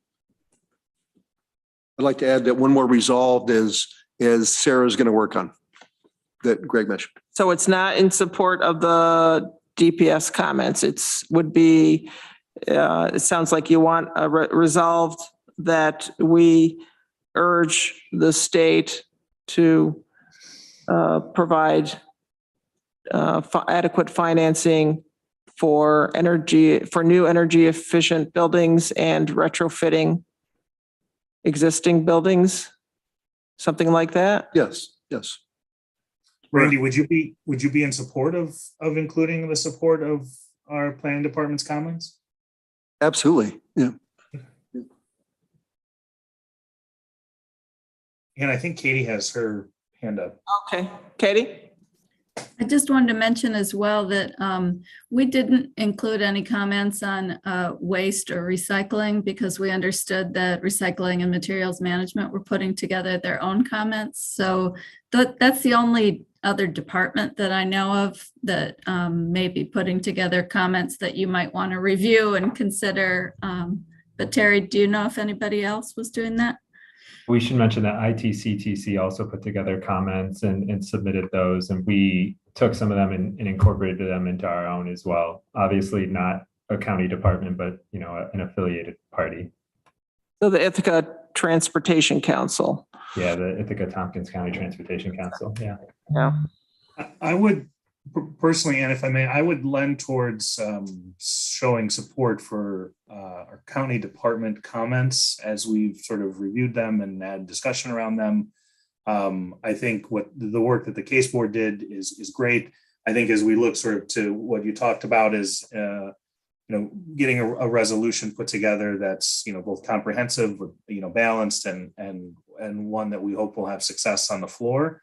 That's kind of where I would sort of maybe make the distinction, with all due respect to the case board and their comments and the hard work that they did and personally supporting their, many of their comments. I sort of would draw the line for me to support the work the county staff and county departments did. And if there's waste and material handling comments that, come in that get added at some point or want to be amended at the floor, but I think we need to go with what we have now and would support that, but also don't want to hold up the process. I agree that the department's comments are professionally written. The case board didn't attempt to articulate our perspectives with such polish. So I would rather not have the case comments referenced directly. So I support what Greg is suggesting. And just so people know, we are going to take a look back through the scoping document to see if there's anything that we might want to change to the comment on manufactured homes per Randy and Annie's suggestion. So that it might change a tiny bit between now and when we send them in, but we will definitely keep you guys abreast and send you the latest version. We're hoping within a couple of days, not a long time. Okay, since it's 3:25, I'm thinking unless we have a resolved all ready to go. So, but I think we've, well, let's see if we can finish it. So it's what I said about existing and existing buildings, retrofitting buildings, and supporting the DPS comments. Is that basically what we've boiled it down to, Greg and Randy? Yes. Okay. Sarah, if you have something or the start of something and you want to include it in the chat, we can maybe introduce the amendment. Yeah, I'm trying to write in real time, but it's going to take me another couple minutes. And Katie or Terry might be more familiar with crafting this kind of language than I. So I don't know if it's something that if there's more on the agenda, come back to this in 5-10 minutes or something. No, this is the last thing. We're it's we're going to ending take in a me a minute. couple minutes more. I'm typing now. Can we, let's So let's start with this one, Annie, because we'll make one amendment. This will maybe buy some time, and I know I'm conscious of the clock, but. Well, let's first think about where we would put it. Do you want to think about that? Where it would go? Yeah, I would at the second to last, so line 39 on page 56, I would insert between the last two resolves. Yeah, that we So resolve further, go ahead. Resolve further that the Tompkins County Legislature supports the, let me see, let me just go back up, the recommendation. Yeah, go ahead. Yeah, give me 1 second. I'm just scrolling on my computer. I apologize. The recommendations, where are we? Of the Department of Planning and Sustainability. The Tompkins County Department. The Tompkins County Department of Planning and Sustainability. I think. Comments on the New York State Climate Scoping Plan. Yes. And then we could put a semicolon, and if we can stick it all. I would just sort of leave it at that, and maybe if we could include to say, the final comments are, attached, here too or something. Okay, if we're supporting that, then I don't think we need to say anything else. If we say we're supporting the Department of Planning comments, the other comments that we talked about for buildings, they're pretty much in there. Oh, yeah, right. So does that sound good then? Just that resolved? Randy, Greg? To me, that covers it, the other comments we were going to say. Yeah, that's fair. Works. I think I have it.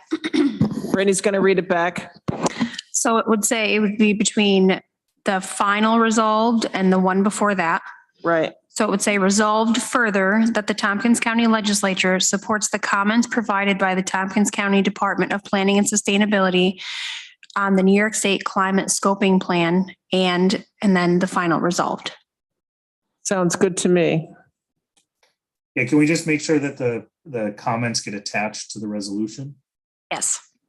Right, so it'll be different comments. It'll be the edited comments that they'll have available for the next legislature meeting. Does that sound right? All right, I think we've done it. Anything else before we vote on our resolution? Because that's still on the floor. You ready to vote? Okay. Yeah, thank you, Sarah. I think we decided to not do funding while you were writing that up. Sorry about that. So let's vote on the resolution, which is declaring support for the New York State Draft Climate Action Scoping Plan. Randy? Yes. And Greg? Yes. And I'm a yes, so that passes committee unanimously and with a lot of help from our case board and our Department of Planning. Any committee reports? Anything from committee members?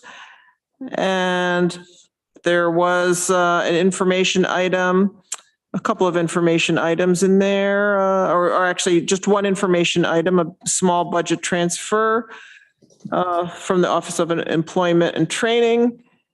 And if there's no questions, I think we'll adjourn the meeting right on time as usual. I mean, for a change. Okay, thank you very much, everybody. And we'll adjourn the meeting, and thank you, and everybody have a good afternoon, the rest of your afternoon. Thanks. Appreciate all the support. Sure. Thank you. We do.